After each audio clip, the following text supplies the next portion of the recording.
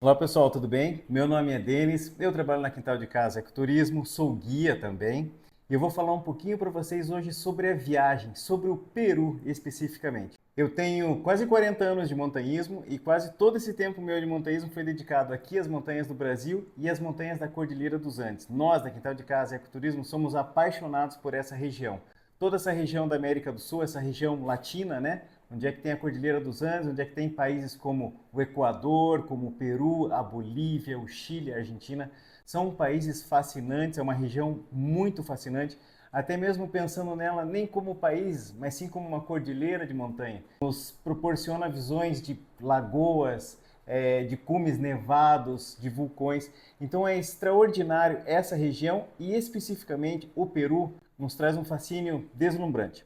Essa viagem para o Peru, ela conta com visitas em lagoas, montanhas nevadas e também a gente vai ter uma grande oportunidade de conhecer sobre a cultura, sobre os costumes do povo andino, aquele que por muitas vezes a gente conhece como incas, mas que são os quechuas. O povo quechua é um povo indígena que vive nessa região montanhosa, que tem o seu idioma peculiar e que tem seus costumes com a culinária, com a forma de vestimento e tudo mais, muito diferente do que a gente encontra, digamos que no tradicional dos outros países. Então, primeiramente, quando a gente chega no Peru, a gente tem o que a gente chama positivamente de choque cultural. É muito interessante, quando a gente já está lá andando pelas ruas, ver as mulheres passando com aqueles chapeuzinhos, né? Algumas carregando lhamas, carregando alpacas, né? Que são os camelídeos que a gente encontra nessa região.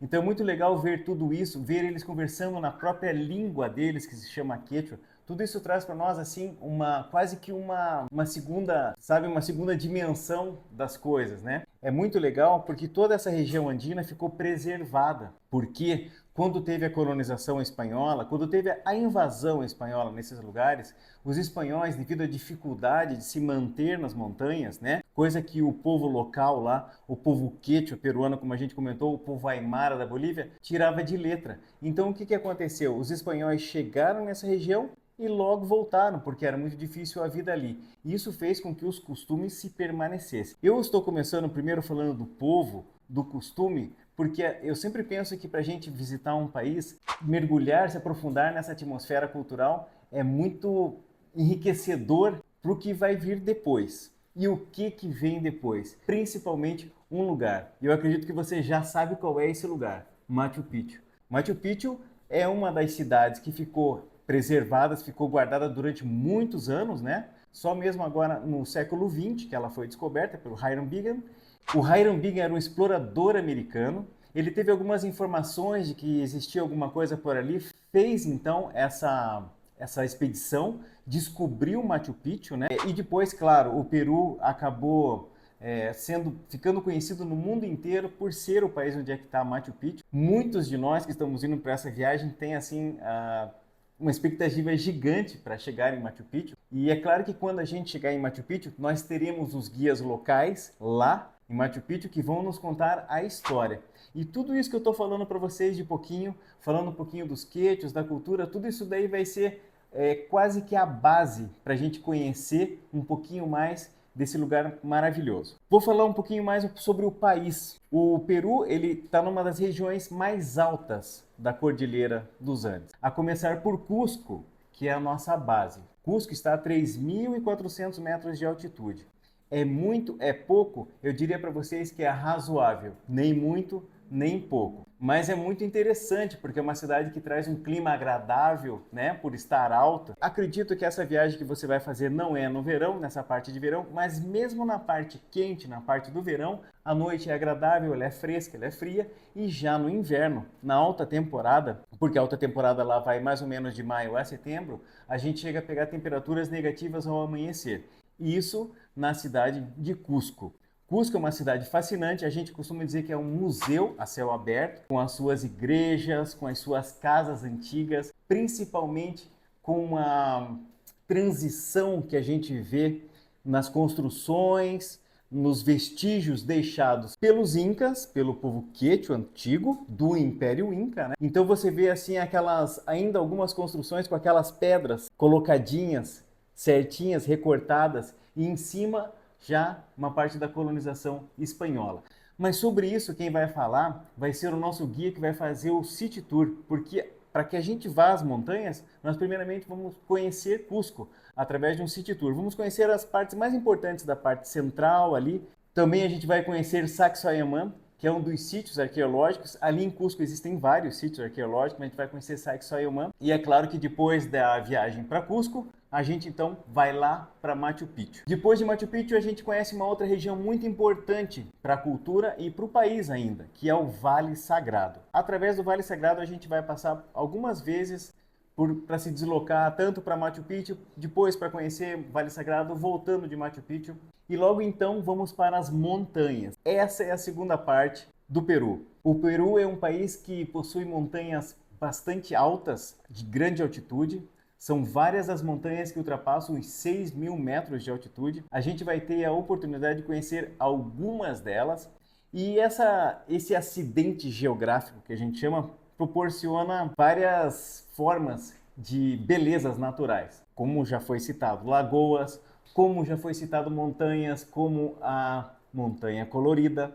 Então a gente vai começar a partir do passeio do Vale Sagrado a visitar as montanhas. E o próximo destino, acredito que vocês também tenham bastante curiosidade e interesse, que é a Montanha Colorida. A Montanha Colorida está na cordilheira de Vilcanota, mais ou menos uns 100 km e pouquinho de Cusco. E era uma montanha que ela era coberta por gelo. Era um glaciar que tinha ali em cima. Isso há mais ou menos uns 20 anos atrás. De uns 15 anos para cá, ela foi surgindo. E surgiu também a coloração diferenciada do seu terreno, que basicamente ali é arenoso. Então não, apareceram, né, uma sequência de linhas coloridas. É um lugar fascinante e me agrada muito a visita à Montanha Colorida. Quando a gente está lá no Peru, a gente sempre vai usar a palavra Apu, que é designada as montanhas como deuses. Então a gente está muito próxima do Apu ao Sangate. Esse nome você já deve ter ouvido falar, porque ele também vai aparecer no nosso cronograma daqui a alguns dias, no sábado.